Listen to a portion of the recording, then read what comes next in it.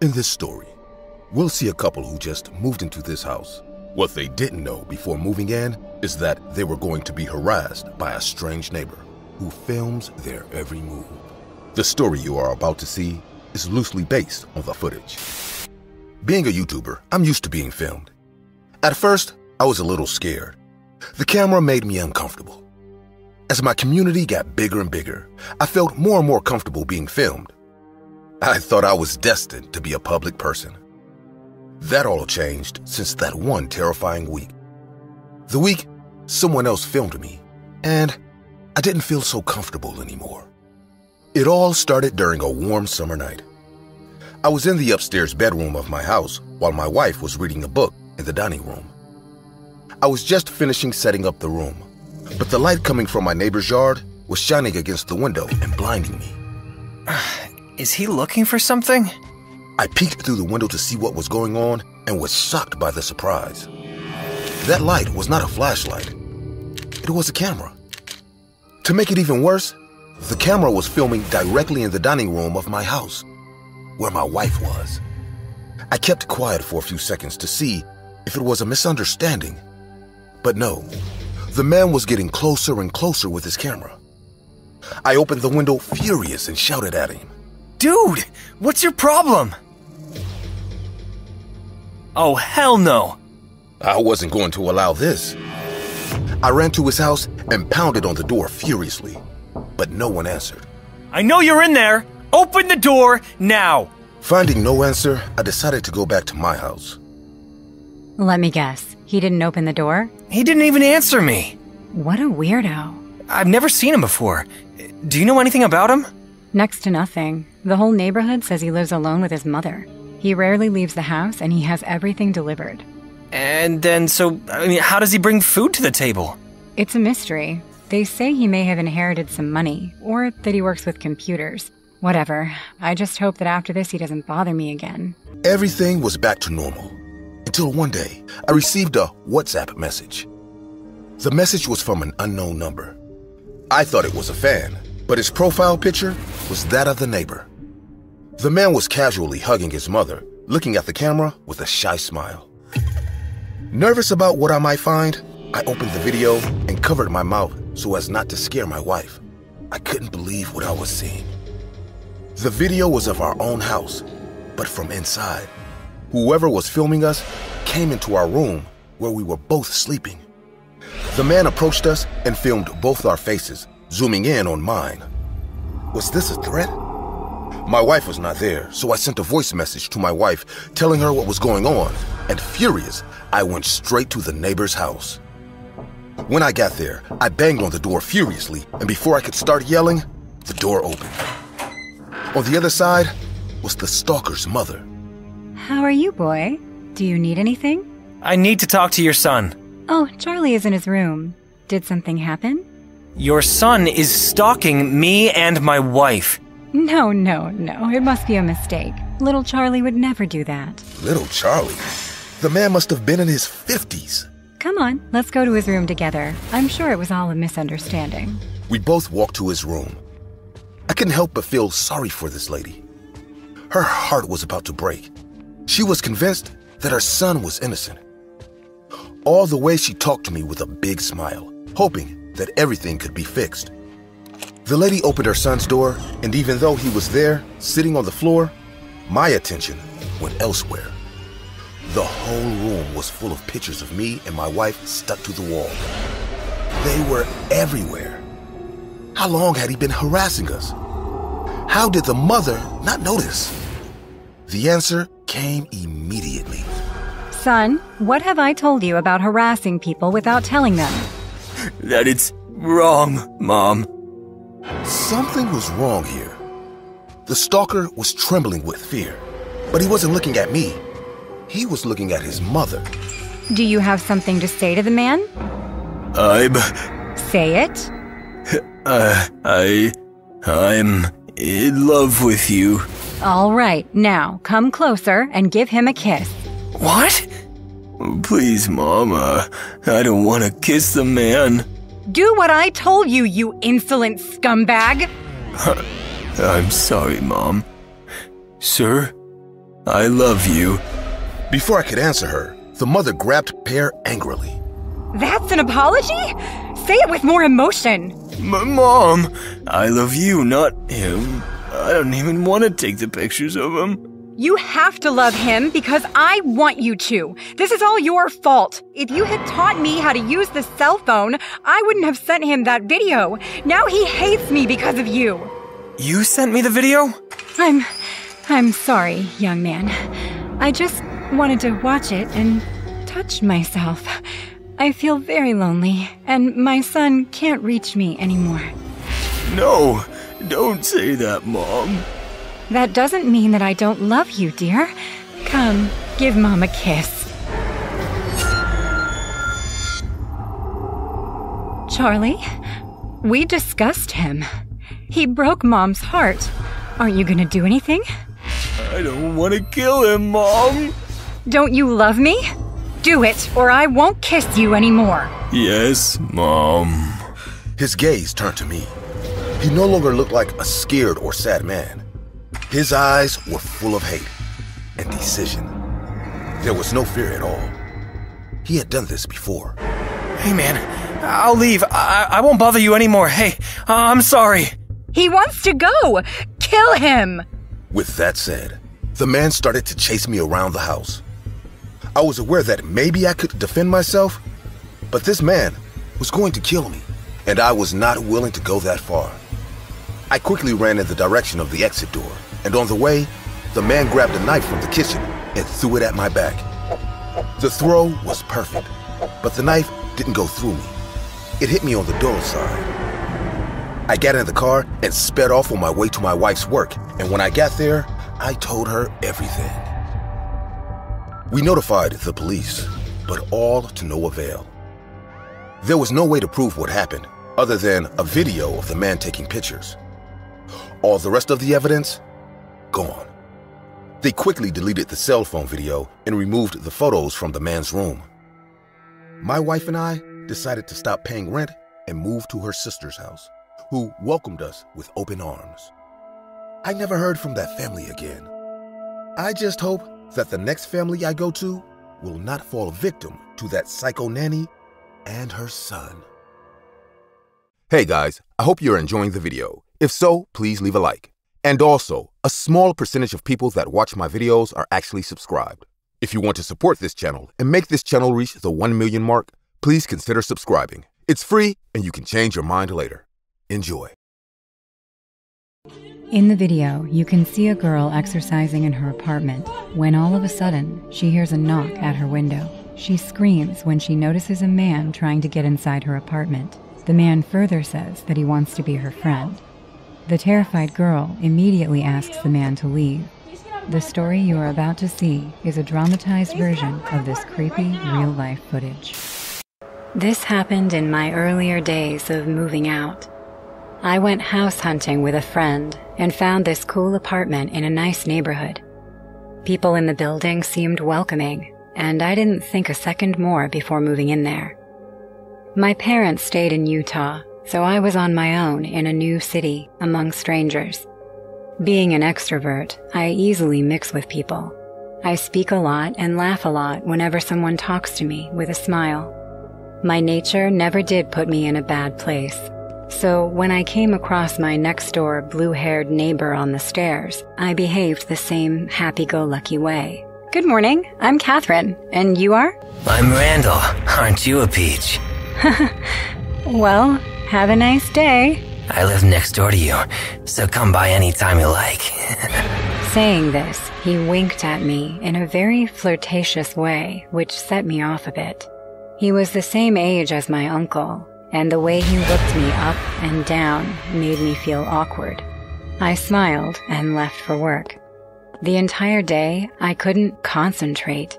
Those creepy, wide eyes of Randall checking me out as if I was some shiny new toy kept flashing in my mind throughout the day. To divert my mind from this creepy neighbor, I went out for a couple of drinks with my colleagues. Around midnight, I came home. I was a little drunk. As I stood in front of my door, ransacking my backpack and searching for the keys, I heard the door of the apartment right behind me creak open.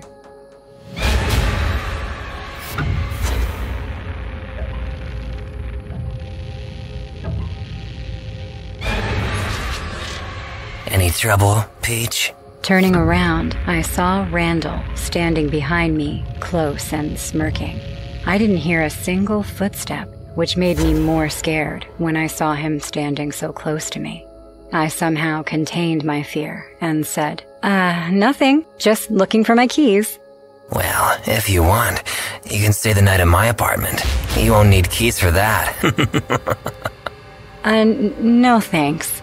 I finally found my keys and went to unlock the door when Randall grabbed my hand and whispered in my ear. The sooner you start to like me, the better it will be for you, Peach. Good night. He let go of my hand and went to his apartment, slamming the door in my face. I was so scared by this encounter that for a few seconds I just stood like a statue, shaking from the inside. I couldn't sleep the entire night. Should I go to the cops? But all he did was make conversation. No cop would arrest him for that. And if I go to the landlord to complain about him, I'm pretty sure he'll make my life even more difficult after that. So I decided to sit on the matter. For the next few days, whenever I would see him on the stairs, he would give me an evil smile. I avoided him like a plague, but the troubles didn't end there. It was a Friday night, and I was exercising in my apartment while playing some loud music. Heavy rain was pouring outside, followed by thunder and lightning. I was doing when huge lightning struck. My eyes went to the big glass window on my left, and I froze. A horrifying face was pressed against the window, watching me work out. Oh my God! Who are you? Suddenly, the man outside my window lifted it open, and I finally recognized him. Randall? What are you— Come on, no need to shy away. We are friends, remember? No! We are not friends! Get the hell out of here! He slowly got inside from my window. Just then, there was another huge lightning strike, and the power went out. A creepy blue light captured my apartment, and I saw Randall staring at me like a vulture. He licked his lips and said, What if we work out together? Ah! Help! I screamed and ran for the door. Randall chased me like a wolf and grabbed me by my hair. Enough of your teasing, Peach. You are mine for the night, and I will make sure you walk with a crutch after I'm through with you.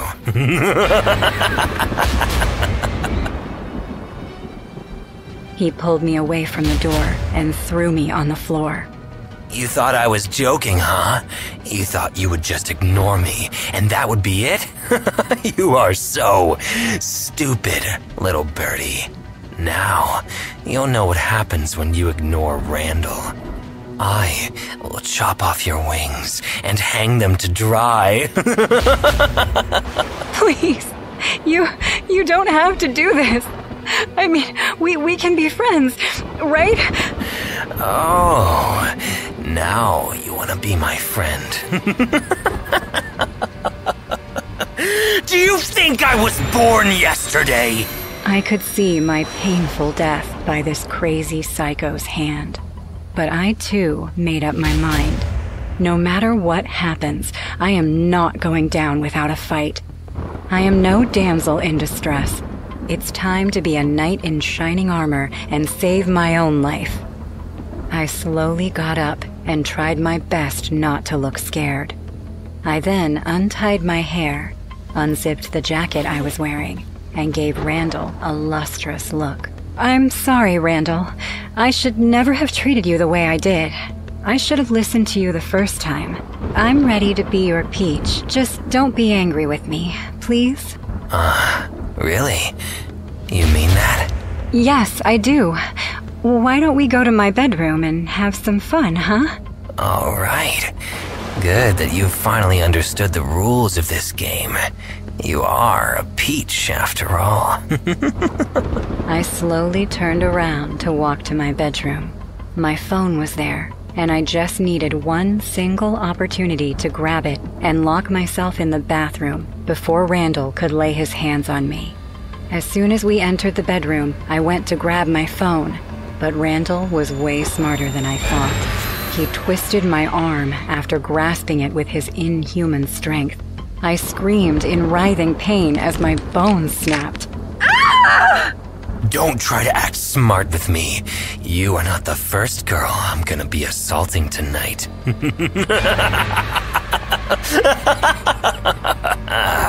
What he said somehow triggered the fighter in me. He lunged at me to throw me on the bed, but I moved and grabbed the bedside lamp instead. Not wasting another second, I smashed the lamp right on his face. It shattered into pieces, injuring his partial face badly. You witch! My eyes! He collapsed on my bed in excruciating pain, and I grabbed the keys to my apartment and locked the bedroom door on my way out. I called the cops while Randall screamed and kicked on the door from the inside. Thank God my bedroom door was strong enough to hold this evil man inside. The cops came and arrested him. Once the news of his arrest hit, 3 girls came to the station, bringing serious allegations against Randall Rudolph. One of them had to use crutches to walk. The hair at the back of my neck stood up when I recalled the threat Randall gave me that night. He wasn't kidding after all. These 3 girls used to be the former tenants of my apartment. 2 of them moved away to avoid any more trouble, and the one that threatened Randall with going to the cops ended up on crutches. It's sad that out of fear and humiliation, most women opt out of reporting their assaulters, which gives these vermin a second chance to go on with their heinous crime. Randall is now in prison, and I am still living in this apartment peacefully. Our landlord faced charges for sheltering a criminal under his roof. It's shocking that even after he got complaints about this man, he did nothing. So Randall, who assaulted 4 girls, landed one on crutches and me in a cast for my broken arm. I hope you rot in jail forever.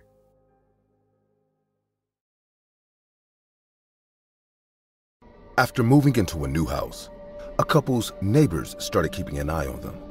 A man, a woman, and her son seemed to be obsessed with constantly watching them. Whether during the day or at night, the family is caught on camera approaching the property. When the couple is finally tired of this behavior, they confront the father of the family, who has a strange and worrying behavior. The story you are about to see is loosely based on the footage. When you move into a new place, there is one very important aspect that you don't know how it is until you live there for a while. The neighbors. Throughout my life, I have lived in many different houses. Actually, there have only been 2. The place I was during my childhood and the home I have been in until now, when my girlfriend and I decided to move in together. Anyway, the point is that I've never had problems with the neighbors before, as they used to be quiet and friendly. So it was a huge surprise to run into the Davis family. I'm so happy to be here with you, honey. Me too, babe. We used to live in a small town where everyone knew each other, so it was new and different being in a rural place with only 2 other houses nearby. Still, that was no bother to us. In fact, Faith and I were very excited, but that would change during the first few weeks. The day after we moved into our new home, the Smith family, who lived across the street, brought us a dessert to welcome us to the place. Thank you very much, Mrs. Smith. It's an amazing welcome. It looks delicious. It's a pleasure, Faith. But, I wouldn't expect the same from the Davises. Huh? You know, I wouldn't expect them to welcome you with open arms. In fact, I would keep an eye on them. When my girlfriend told me what the neighbor had said, I asked her to calm down. I've heard that the neighbors are sometimes troublesome or have difficult attitudes, but relax, we can handle it.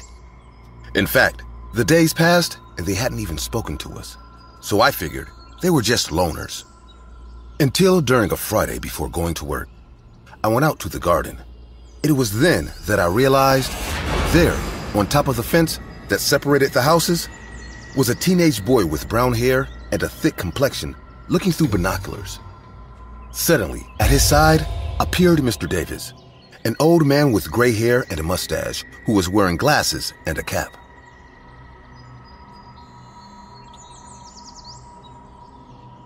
Hey, what are you doing there? As soon as I spoke, Mr. Davis came down from the top of the fence, leaving the teenager alone.